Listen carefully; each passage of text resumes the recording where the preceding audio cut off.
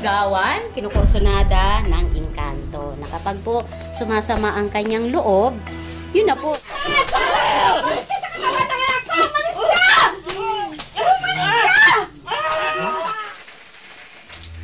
Basta mga espiritu yung possession natin na pag-iisahin.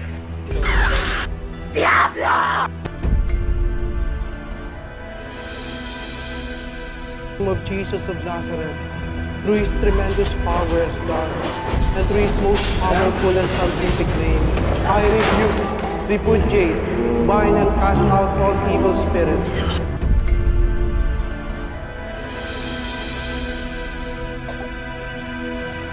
Sasaktan ako!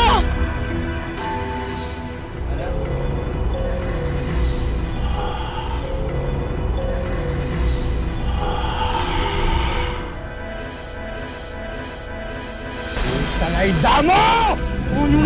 Nananat ako rin!